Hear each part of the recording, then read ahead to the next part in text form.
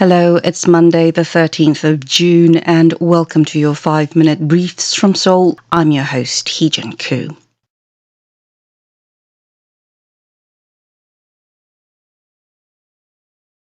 In our first episode for this month, we'll outline South Korea's measures to quell inflation amid skyrocketing prices of fuel and raw materials.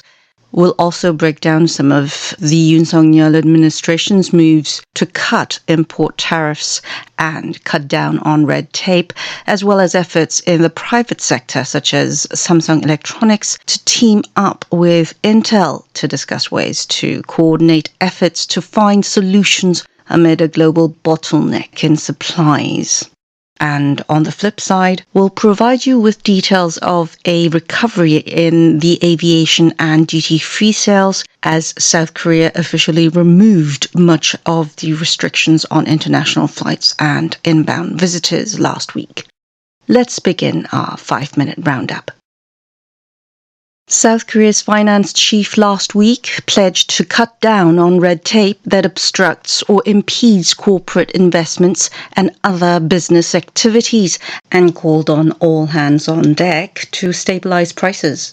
Finance Minister Chu Kyung-ho, who doubles as the nation's deputy prime minister, also asked cabinet members on Wednesday to focus on key projects that could help with price stability and to actively seek revisions to fund enactment plans, pledging his ministry's full backing. The measures come as South Korea saw consumer prices jump 5.4% in May, the steepest pace in nearly 14 years, with the central bank saying that inflation will likely remain above 5% in June and July amid soaring costs of fuel and raw materials. The Deputy Prime Minister will announce the economic policy direction for the Yoon Suk-yeol government this coming Thursday.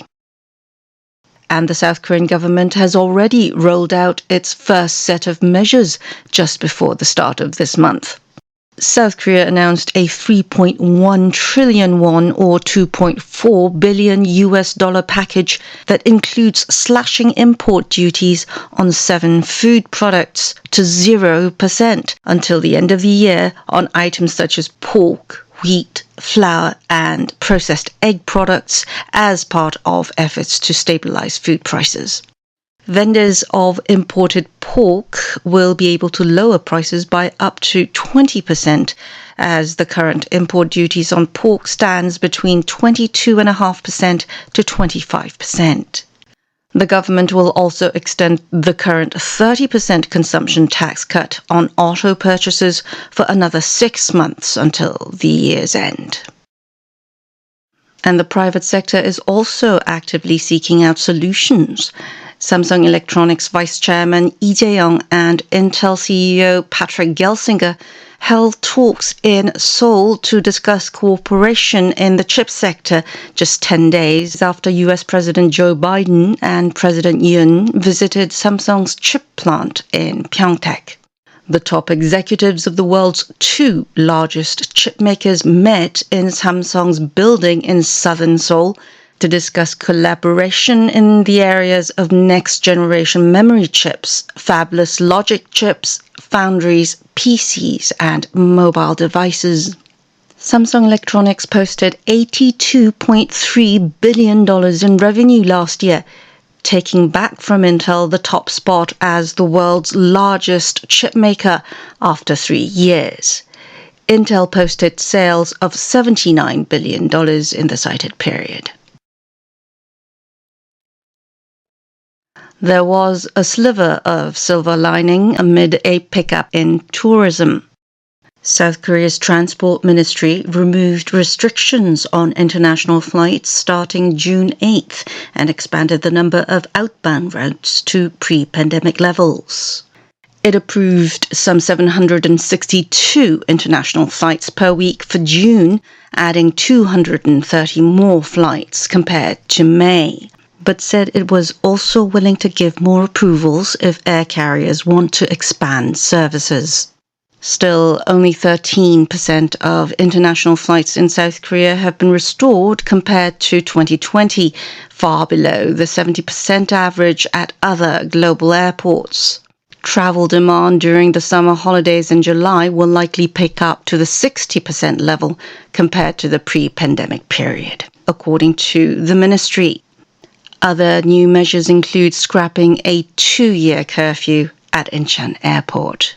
Flight authorities also removed restrictions on the number of arriving flights per hour.